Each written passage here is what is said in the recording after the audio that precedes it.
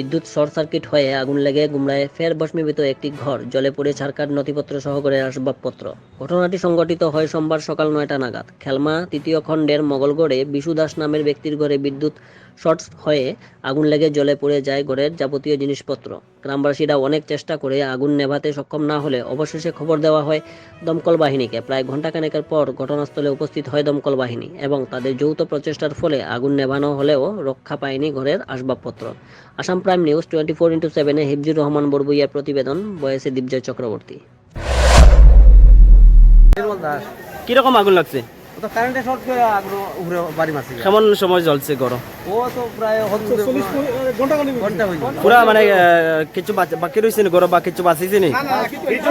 Document সব চলে গেছে। কত ক্ষতি মানে ক্ষতিপূরণ কেমন হইব?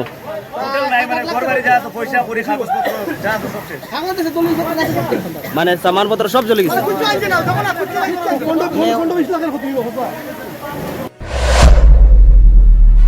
কারণে আগুনটা লাগছে।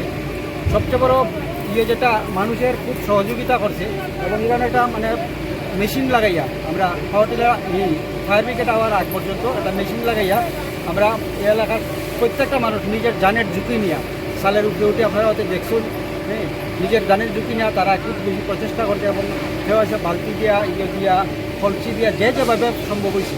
গতিকে আমরা এক ঘরের মাঝে আগুনটা সীমাবদ্ধ রাখার মতো মানে পরিস্থিতি আইছে একমাত্র মানুষের সহযোগিতায়। মানুষ একদম নিজের জানের ভয় বাদ দিয়া সার্বিকভাবে যেভাবে পারে সাহায্য সহযোগিতা করছে।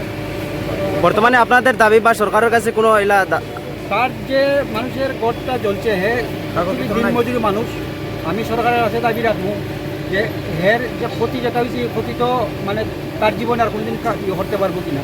গরিব মানুষ, অসহায় মানুষ, তার যা আছে যাবতীয় আছে সব জ্বলিয়েছে। গতিকে সরকারের কাছে আমরা দাবি আর্থিকভাবে তাকে সাহায্য করিয়া তারা যাতে পুনর্বার এই সমাজ ব্যবস্থার লোকের যাতে চলতে পারে এই অবস্থার মধ্যে তারা আনিয়ে দেওয়ার লেগে আমরা সরকারের কাছে অনুরোধ করি।